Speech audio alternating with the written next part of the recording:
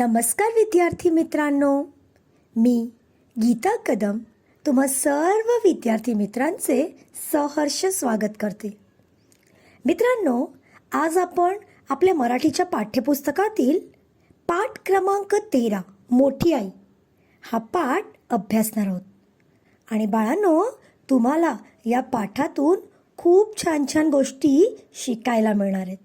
चला तर मग आपण पाठाकडे वळूया. मुलांनो, मी जर तुम्हाला एक प्रश्न विचारला की तुमच्या आयुष्यातील सर्वात जवळची आणि सर्वात महत्त्वाची व्यक्ती कोण, तर तुमच्यापैकी बहुतेक जणांचे म्हणजे सर्वांचेच उत्तर असेल की आपली आई. मुलांनो, आपल्या सर्वांच्याच आयुष्यात सर्वात महत्त्वाचे स्थान असते ते म्हणजे आपल्या आईचे. कारण आपली आई जी आपल्याला जन्म तर देतेच, पण त्याचबरोबर ती आपले योग्य पालनपोषण करून आपल्याला चांगले कर्म देते, म्हणजेच आपल्याला चांगले काम करायला शिकविते. चांगली व्यक्ती बनायला आपली आई आपल्याला नेहमीच मदत करते. आणि त्यामुळेच आपल्या जीवनात आपल्या आईचे स्थान हे फार उच्च, फार महत्त्वाचे असते. तिच्यामुळेच आपले अस्तित्व म्हणजे आपली आयडेंटिटी आहे. परंतु बाळांनो, तुम्हाला माहीत आहे का, आपली जी जन्म देणारी आई आहे, जी आपल्याला आपले कर्म देखील देते आणि पालनपोषण करून आपल्याला मोठा आणि एक चांगला व्यक्ती, माणूस म्हणून घडवित असते. पण या आईबरोबर आपली अजूनही एक आई आहे. आता ही जी आई आहे तिला आपण म्हणतो मोठी आई. आता ही मोठी आई म्हणजे कोण, ती कुठे असते, आपण तिला मोठी आई का म्हणतो, ती आपल्याला कशा प्रकारे मदत करते किंवा ती आपल्या समोर कशी दिसते, तर या विविध प्रश्नांची उत्तरे तुम्हाला मिळणार आहेत. तेच आपण शिकणार आहोत आपल्या पाठ्यपुस्तकातील पाठ क्रमांक 13 मोठी आई. आणि या पाठाच्या लेखिका आहेत मालतीबाई दांडेकर. तर मुलांनो, चला आपण पाठाला सुरुवात करूया.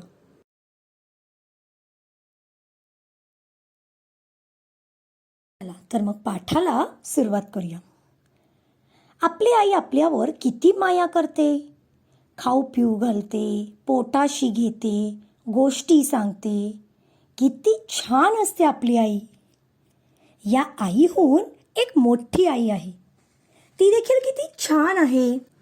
तिने आम्हाला लागणारी प्रत्येक गोष्ट तयार केली आहे, कोणत्या ना कोणत्या स्वरूपात ती दिली आहे. हे जेवणाचे ताट पहा, यातला प्रत्येक जिन्नस मोठी आई होती म्हणून मिळाला आहे. तुम्ही राहता ते घर, त्याला लागणारे लाकूड, दगड सुद्धा त्या आईने दिले. कोण बरे अशी ही मोठी आई? तिचे नाव भूमी, जमीन.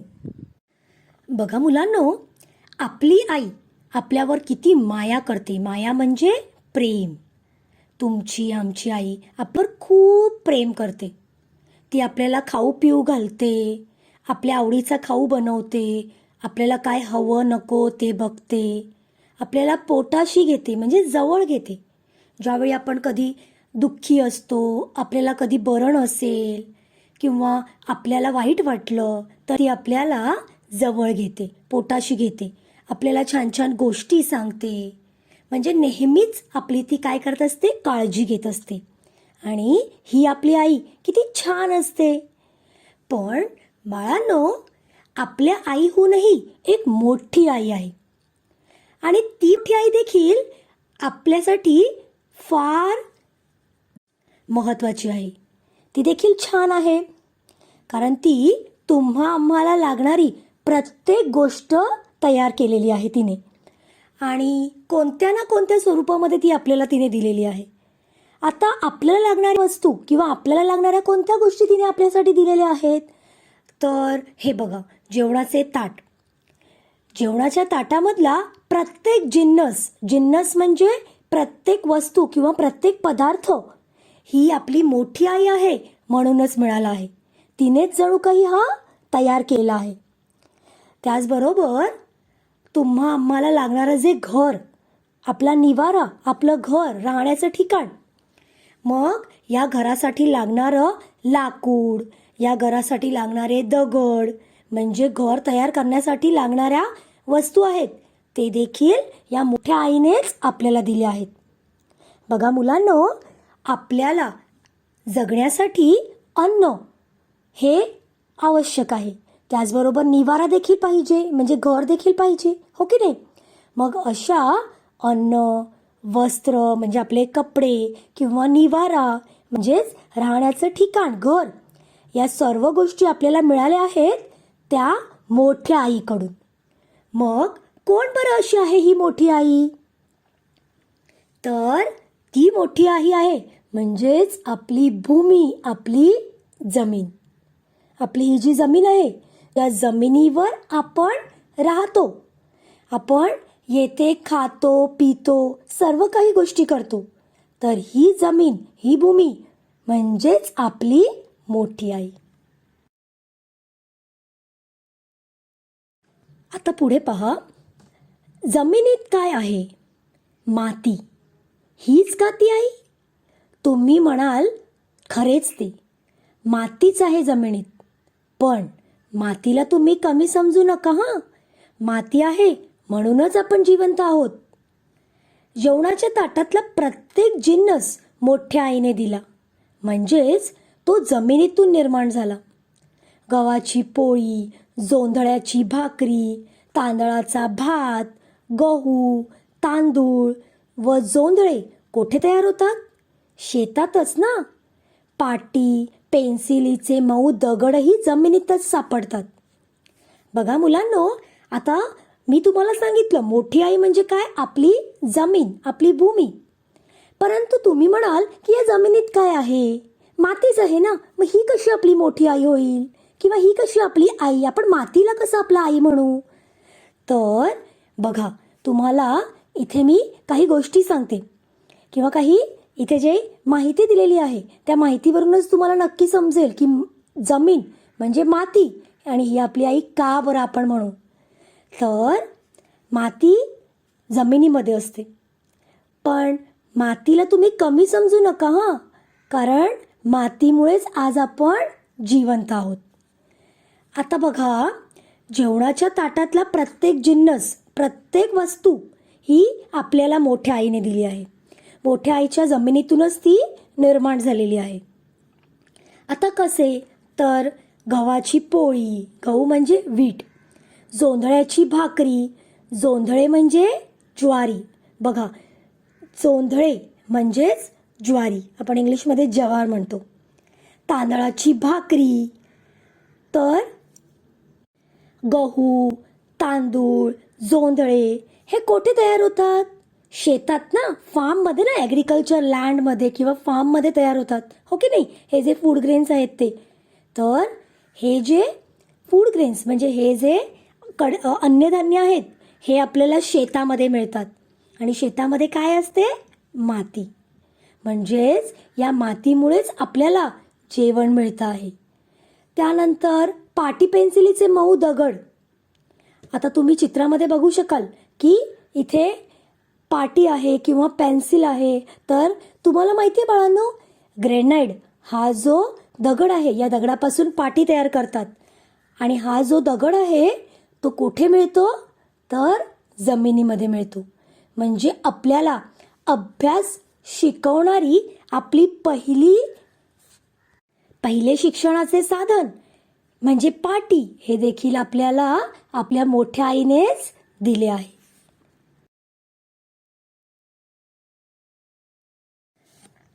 चहाची साखर घ्या, ती ऊसापासून करतात. पण ऊस उगवतो कोठे? जमिनीत. रॉकेल कुठे सापडते? जमिनीतल्या खाणीत. केळी, कवठे, पेरू, आंबे, नारळ, द्राक्षे, फणस इत्यादी तुम्हाला आवडणारी फळे जमिनीमुळे मिळतात. जमीन नसती तर यातला एकही जिन्नस मिळाला नसता. साऱ्या भाज्या, जगातील सारी फुले, औषधांची सगळी झाडे जमिनीतूनच जीव धरून वाढतात. मग आहे ना आपली आई मोठी.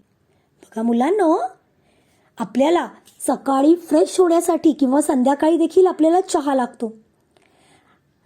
तुम्ही तर चहा पित नसाल, परंतु आपल्या घरातल्या मोठ्या मंडळींना चहा लागते, हो की नाही?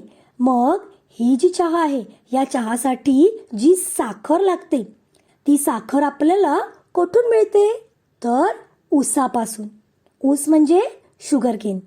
आपण त्याला इंग्रजीमध्ये शुगरकेन म्हणतो. मग हा जो ऊस आहे तो कोठे उगवतो? तर तो देखील जमिनीत उगवतो. तुम्ही तुमच्या गावच्या घरी वगैरे किंवा गावी वगैरे गेलात तर तुम्ही बघा, काही वेळेला आपल्या गावी ऊसाचे मळे वगैरे असतात आणि या ऊसापासूनच, या ऊसाच्या रसापासूनच साखर तयार करतात. तर आपल्याला लागणाऱ्या चहाची साखर ही देखील आपल्याला जमिनीतून मिळते, कारण ऊस हा जमिनीत उगवतो. त्यानंतर मग रॉकेल. रॉकेल तर आपल्यासाठी उपयुक्त आहे. आता आपण येथे गॅस जो आहे त्याचा वापर करतो, परंतु मुलांनो, गावच्या ठिकाणी किंवा काही लोक ज्यांच्याकडे गॅस अवेलेबल नसतो ते रॉकेलचा वापर करतात. आपण केरोसिन म्हणतो त्याला, आणि त्याचा वापर करून स्टोव्ह किंवा चूल पेटवतात. मग हे जे रॉकेल आहे, जे आपल्याला चूल किंवा स्टोव्ह पेटवण्यासाठी लागतं, मग हे रॉकेल कुठे सापडतं? तर हे जमिनीतल्या खाणीत सापडतं. आता मित्रांनो, खाण म्हणजे काय? तर खाण याला इंग्रजीमध्ये आपण माईन म्हणतो. जमीन किंवा डोंगर फोडून जो खड्डा असतो, त्या खड्ड्यामध्ये काही वेळेला आपल्याला काही खनिज द्रव्य, आपण ज्याला म्हणतो मिनरल्स, हे मिळतात. आणि जसं आपण म्हणू शकतो पेट्रोल, डिझेल, केरोसिन, हो की नाही? मग आणि त्याचबरोबर मुलांनो, कितीतरी असे धातू म्हणजे मेटल्स हे देखील आपल्याला या खाणीतून मिळतात. म्हणजे खाण म्हणजे ज्याला इंग्लिशमध्ये आपण माइन्स म्हणतो, जमीन किंवा डोंगर फोडून त्यातून केलेला खड्डा, ते म्हणजे खाण. आणि या खाणीतूनच आपल्याला काही वेळेला रॉकेल मिळतं. त्याचबरोबर आपल्याला आवडणारी फळे, जसं इथे दिलं आहे केळी, कवठे, पेरू, आंबा, त्यानंतर नारळ, द्राक्ष, फणस, ही आपल्याला आवडणारी फळे देखील आपल्याला जमिनीतूनच मिळतात. आणि मुलांनो, जर तुम्ही कल्पना करा, जर जमीनच नसती तर आपल्याला या आपल्या ज्या आवडत्या गोष्टी आहेत त्यापैकी काहीच गोष्टी मिळाल्या नसत्या. आपल्याला यातला एकही जिन्नस म्हणजे एकही वस्तू मिळाली नसती. आता फळांबरोबरच तुम्ही भाज्या घ्या. आपल्याला रोज आपल्या जेवणामध्ये वेगवेगळ्या भाज्या लागतात. मग या भाज्या देखील आपल्याला कुठून मिळतात? जमिनीतून. तुम्ही चित्रामध्ये पाहू शकत असाल बघा. त्याचबरोबर जगातली सारी वेगवेगळी अशी फुले, त्यानंतर मग आपल्याला जी औषधं लागतात, आयुर्वेदिक औषधं वगैरे आपण त्याला म्हणतो, या औषधांची झाडे सुद्धा कुठून मिळतात? जमिनीतून. ते जमिनीतच जीव धरून वाढतात. आणि यामुळे जमीन ही आपली मोठी आई नक्कीच आहे, किंवा आपण जमिनीला मोठी आई म्हणणं हे अगदी योग्य म्हणता येईल, कारण या मोठी आईमुळेच आज आपण जिवंत आहोत.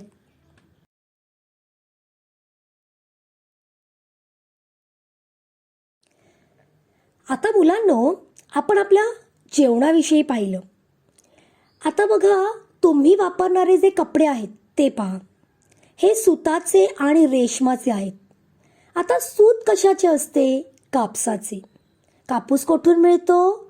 कपाशीच्या झाडापासून. रेशीम कुठून मिळते? रेशमाचे किडे असतात. तुतीच्या झाडावर ते जगतात. आणि ही कापसाची व तुतीची झाडे जमिनीतच वाढतात. आणि जमीनच प्रत्येक जिन्नस निर्माण करते, हे तुम्हाला यावरून कळेल.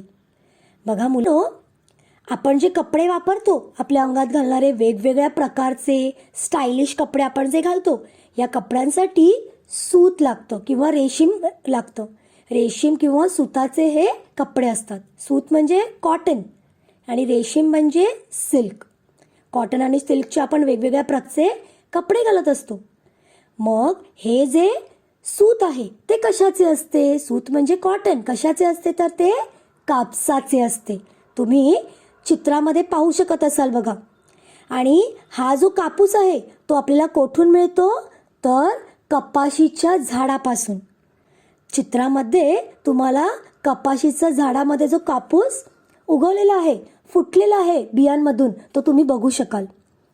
तर हे जे कपाशीचं झाड आहे, या झाडांमधून आपल्याला कापूस मिळतो. आणि मुलांनो, या कापसाच्या ज्या बिया आहेत ते फुटून त्याच्या आतमधून कापूस बाहेर पडतो. परंतु हा कापूस आपल्याला कसा मिळतो? तर यामध्ये ज्या बिया असतात त्याला आपण सरकी म्हणतो. त्या बिया बाजूला काढून आपण तो कापूस जो आहे तो वापरतो आणि त्या कापसापासून धागे तयार करतात आणि मग त्यापासून आपले कपडे किंवा कापड तयार करतात. तर हा झाला कापसापासून सूत कसं मिळतं याविषयी आपण पाहिलं. आता रेशीम म्हणजे सिल्क. आता आपल्याला हे जे रेशीम आहे ते कोठून मिळतं? तर मुलांनो, रेशमाचे किडे असतात आणि तुतीच्या झाड ते जगतात. तुम्ही खाली चित्रामध्ये बघू शकत असाल.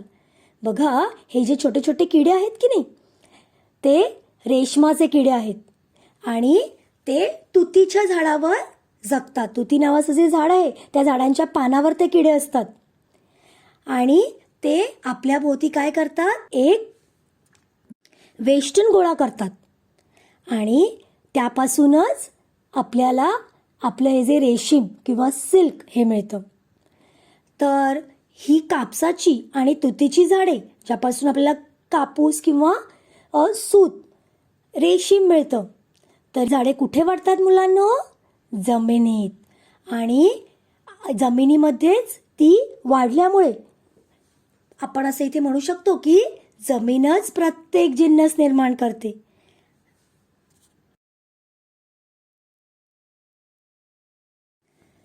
आता पुढे पहा. चांदी, रुपे, पितळ, तांबे या सगळ्यांच्या खाणी मोठ्या आईच्या पोटात सापडतात. पितळ, तांबे, कथील नसते तर आपण भांडी कशाची केली असती?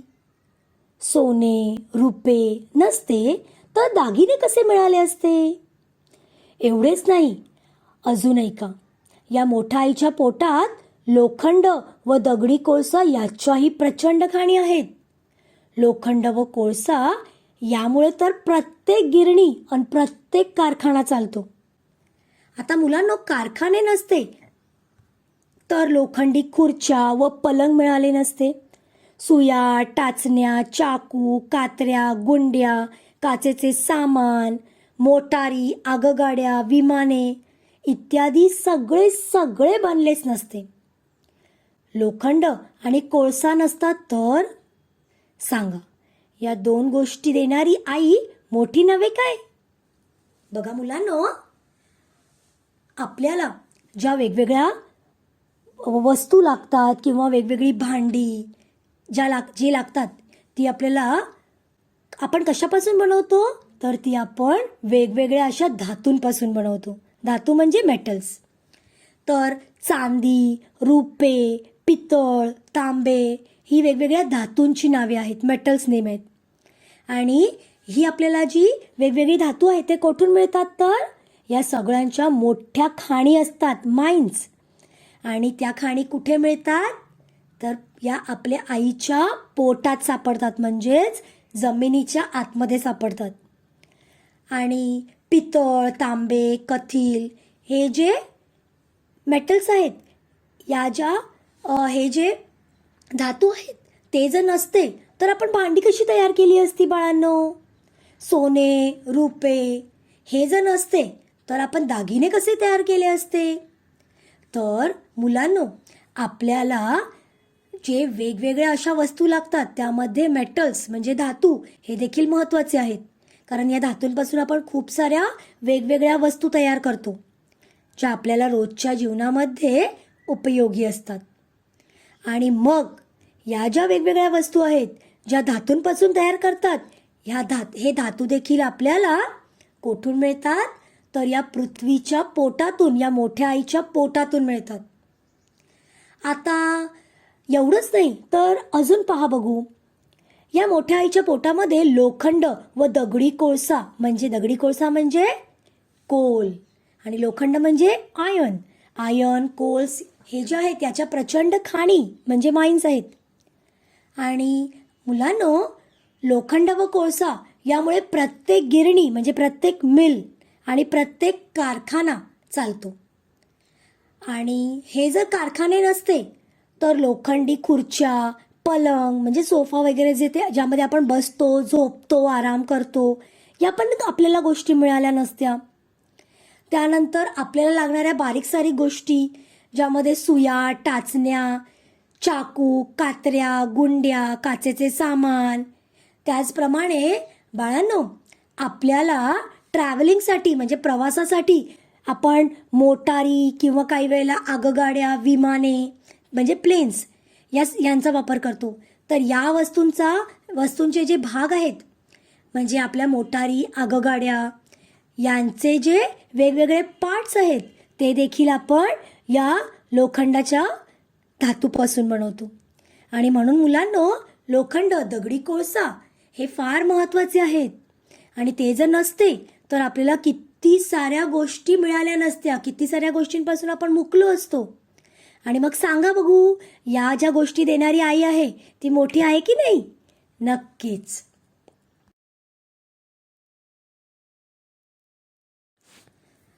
आता आपल्या घराबद्दल पाहाल तर तेच उत्तर द्यावे लागेल.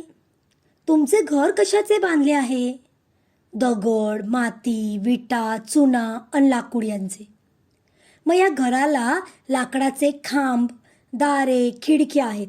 दाराच्या कड्या, तुळया व बिजागऱ्या लोखंडी आहेत. यातील दगड, माती जमिनीतूनच आणली गेली.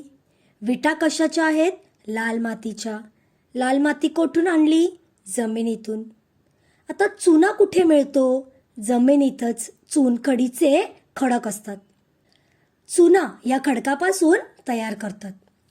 त्यानंतर लाकूड कुठून आणले? मोठमोठ्या रानांतील वाळलेले प्रचंड झाडे तोडून हे आणले. आता दाराला लोखंडाच्या बिजागऱ्या, कड्या, कुलुपे, खिळे बसवलेले आहेत. हे लोखंडही भूमातेच्या पोटातच सापडते. आता बघा मुलांनो, आपल्या जगण्यासाठी आपल्याला आवश्यक असणारं अन्न, वस्त्र आणि घरातल्या सगळ्या वस्तू या आपल्याला या मोठ्या आईने दिल्यात. पण बाळांनो, आपल्याला जो लागतो म्हणजे घर, हे देखील आपल्याला या मोठ्या आईनेच दिलं आहे, या मोठ्या आईमुळेच मिळालं आहे. आता घराबद्दल पाहाल तर घर कशाचे बांधलेले आहे? दगड, माती, विटा म्हणजे ब्रिक्स, चुना, हो की नाही? त्याचबरोबर लाकूड, लाकडाचा देखील वापर करतो आपण. आणि घराला लाकडाचे खांब म्हणजे पिलर्स, काही वेळेला घराची दारे, खिडक्या, डोर्स आणि विंडोज हे देखील लाकडाची असतात. त्यानंतर दाराच्या कड्या, तुळया म्हणजे घराच्या मध्यावरील लाकूड किंवा लोखंडाच्या जाड सळ्या असतात. बिजागऱ्या म्हणजे काय? तर सांधपट्टी, जॉईनिंग पार्ट, तुम्ही चित्रामध्ये बघू शकाल. तर या ज्या वस्तू आहेत सगळ्या लोखंडी, काही दगडी, काही लाकडी. तर या वस्तू आपल्याला कुठून मिळतात? जमिनीतून. आता तुम्ही म्हणाल लाकूड तर जमिनीतून कसं? ते तर झाडापासून मिळतं, परंतु झाडे कुठे वाढतात? जमिनीतच वाढतात, हो की नाही? त्यानंतर मग या ज्या कड्या आहेत, तुळ्या आहेत, या आपल्याला कुठून मिळतात?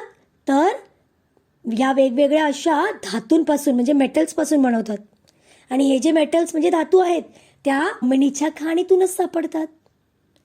त्यामुळे आपण असं नक्कीच म्हणू शकतो की घरासाठी आवश्यक असणाऱ्या वस्तू देखील आपल्याला जमिनीतून मिळतात. आता दगड, माती ज्यापासून आपण घर बनवतो तर हे देखील आपल्याला जमिनीतून मिळतं. विटा म्हणजे ब्रिक्स कशाच्या असतात? लाल माती. आता लाल माती कुठून मिळते? जमिनीतूनच मिळते. आपण जो चुना लावतो घराला, तर हा चुना देखील जमिनीमध्ये चून खडीचे खडक असतात, दगड असतात आणि या दगडापासून चुना तयार करतात. त्यानंतर मग लाकूड जे आहे आपल्याला घरात लागणारं, दारे खिडक्या यासाठी लागणारं, हे देखील आपल्याला मोठमोठ्या रानातील म्हणजे जंगलामध्ये जे वाळलेली म्हणजे सुकलेले ड्राय झालेले जे ट्रीज आहेत, झाडे आहेत, ते झाडं तोडून त्यापासून तयार करतात. दाराच्या बिजागऱ्या, कड्या, कुलुपे म्हणजे आपलं लॉक्स, हे जे सगळे आहेत हे आपल्याला लोखंडापासून मिळतं. आणि हे लोखंड म्हणजे आयन कुठून मिळतं? या भूमातेच्या म्हणजे आपल्या या आईच्या पोटातूनच म्हणजे जमिनीतूनच मिळतं. तर आपण हे जे पाहिलं यावरून नक्कीच आपण सांगू शकतो किंवा आपण ठामपणे असं म्हणू शकतो की या मोठ्या आईनेच आपल्याला हा निवारा म्हणजे आपलं घर दिलेलं आहे. मुलांनो, पुढे पहा. तुम्ही कोणतीही गोष्ट घ्या, जमिनीमुळे ती मिळालेली आहे हे तुमच्या आता लक्षात आलेच असेल. आता दूध, दही, तूप हे तुम्ही खाता. गाई म्हशींपासून आपण ते मिळवतो. पण या गाई म्हशी जगतात कशावर? गवत व कडबा यावर. हे कोण त्यांना देते? आपली मोठी आई. बघा मुलांनो, आपल्याला ज्या वस्तू मिळतात त्या सगळ्या जास्तीत जास्त सगळ्याच वस्तू आपल्याला या मोठ्या आईने दिलेल्या आहेत. आता आपण घर बघितलं, अन्न बघितलं, आपलं वस्त्र बघितलं, पण त्याचबरोबर आपण जे खातो ते दूध, दही, तूप हे देखील आपल्याला या मोठ्या आईने दिले. कसं? तर आपण जे खातो ते दूध, दही, तूप हे आपल्याला गाई म्हशींपासून मिळतं. आणि गाई म्हशी कशावर जगतात? तर ते गवत व कडबा यावर जगतात. कडबा म्हणजे काय? तर कणसे कापून उरलेला जो चारा आहे, जो गुरांसाठी त्यांना खाण्यासाठी देतात, त्याला कडबा असं म्हणतात. ओके. कणसे म्हणजे पीक, जे क्रॉप्स आहेत ते कापून झाल्यावर जो उरलेला चारा आहे किंवा उरलेलं जे गवत आहे ते गुरांना खाण्यासाठी देतात, त्याला आपण कडबा असं म्हणतो. तर हा जो गवत किंवा कडबा आहे यावर गाई म्हशी जगतात, परंतु हे गवत किंवा कडबा कुठे उगवतो? जमिनीमध्ये. म्हणजेच या मोठ्या आईमुळेच आपल्याला काय मिळतं? तर हे खाण्याचे पदार्थ देखील मिळतात. बघा, आता शेवटी असं म्हटलेलं आहे की जगात जी जी सुंदर गोष्ट दिसते ती अशा प्रकारे मोठ्या आईपासून उत्पन्न झालेली आहे, जगलेली आहे व वाढलेली आहे. ती तुम्हाला अन्न वस्त्र देते, दागिने देते, घरदार, धनधान्य, भांडी कुंडी देते, चहा साखर, पाटी पेन्सिल देते, सगळे देते. त्या मोठ्या आईचे केवढे उपकार मानले पाहिजेत. आणि मग अशी जी जमीन किंवा धरणी माता, तिचे छोटेसे रूप म्हणजे आपली मातृभूमी. आणि त्या भूमीतले अन्न खाऊनच आपण मोठे झालो, शहाणे झालो. माणसांना प्रत्येक गोष्ट दिली ती या भूमीनेच. आणि त्या भूमीबद्दल आपण मनात नेहमी प्रेमभाव बाळगावयास नको का? आपली मोठी आई म्हणजेच आपली मायभूमी. बघा विद्यार्थी मित्रांनो, आपण या पाठाच्या माध्यमातून पाहिलं की ही जी मोठी आई आहे म्हणजेच आपली जमीन, आपली माती, ती आपल्याला अन्न देते, वस्त्र देते, आपल्याला आपला निवारा म्हणजे घरदार देते, भांडी कुंडी, दागदागिने, त्यानंतर चहा साखर, पाटी पेन्सिल सगळं देते. आपल्याला आपल्या रोजच्या जीवनामध्ये ज्या गोष्टी लागतात त्या गोष्टींबरोबरच आपल्याला इतरही खूप साऱ्या गोष्टी देते. आणि त्यामुळे या मोठ्या आईचे आपण उपकार मानले पाहिजेत, कारण ती आहे म्हणून आज आपण इथे आहोत. आणि मग अशी जी ही जमीन किंवा ही जी धरणी माता आहे तिचं एक छोटंसं रूप म्हणजे आपली मातृभूमी. ओके, आपली जन्मभूमी, जिथे आपला जन्म झालेला आहे आणि तेथलेच अन्न खाऊन आपण एवढे मोठे झालो आहोत, आपण एवढे शहाणे झालो आहोत, एक चांगला माणूस म्हणून आपण घडत आहोत. मग या भूमीचे, या मातृभूमीचे म्हणजेच या मदरलँडचे, आपण त्याला इंग्लिशमध्ये मदरलँड म्हणू शकतो. तर या मातृभूमीचे आपण काय केले पाहिजे? तिचा आपण आदर केला पाहिजे. त्या मातृभूमीबद्दल आपण नेहमीच आपल्या मनात प्रेमभाव बाळगला पाहिजे. असा खूप महत्त्वाचा संदेश या पाठाच्या माध्यमातून या पाठाच्या लेखिका मालतीबाई दांडेकर देत आहेत. त्या काय म्हणतायत की आपली मायभूमी, आपली जन्मभूमी आणि आपली कर्मभूमी, जिथे आपण जन्मलो, जिथे आपल्याला एक चांगलं व्यक्ती म्हणून घडण्यास एक चांगली संधी मिळाली, तर त्या मातृभूमीबद्दल आपण नेहमीच प्रेम बाळगायला पाहिजे आणि तीच आपली मोठी आई आहे. तर मुलांनो, या पाठाच्या माध्यमातून मोठी आई या पाठाच्या माध्यमातून आपल्याला काय समजले की आपल्याला जन्म देणारी आपली जी आई आहे ती आपल्यासाठी महत्त्वाचीच आहे, पण या आईबरोबरच जी आपले पालनपोषण करते ती आई म्हणजे आपली मोठी आई, ती देखील आपल्याला महत्त्वाची आहे. आपण आपल्या आईचा जसा आदर करतो, तिचा सन्मान म्हणजे तिचा रिस्पेक्ट करतो, तिच्यावर खूप प्रेम करतो, तसंच आपण आपल्या मोठ्या आईवर देखील प्रेम केलं पाहिजे. मोठी आई म्हणजेच आपली मायभूमी, आपली जन्मभूमी, तिच्यावर देखील आपण प्रेम केलं पाहिजे, तिचा देखील आदर केला पाहिजे आणि तिचे देखील उपकार आपण मानले पाहिजेत. आणि तिच्या उपकारांची परतफेड करणं हे फार मुश्किल आहे, परंतु तरी देखील आपण आपल्या पद्धतीने प्रयत्न केले पाहिजेत. आता ते कसे? तर आपण आपलं हे जे पर्यावरण आहे हे सुरक्षित ठेवण्यासाठी प्रयत्न केले पाहिजेत. प्रदूषण जे आहे ते कमी करण्यासाठी, ते नियंत्रणास आणण्यासाठी आपण प्रयत्न केले पाहिजेत. तरच आपण असं म्हणू शकतो की आपल्या मोठ्या आईचे जे उपकार आहेत आपल्यावर त्याची आपण काही प्रमाणात का होईना पण परतफेड करत आहोत. धन्यवाद.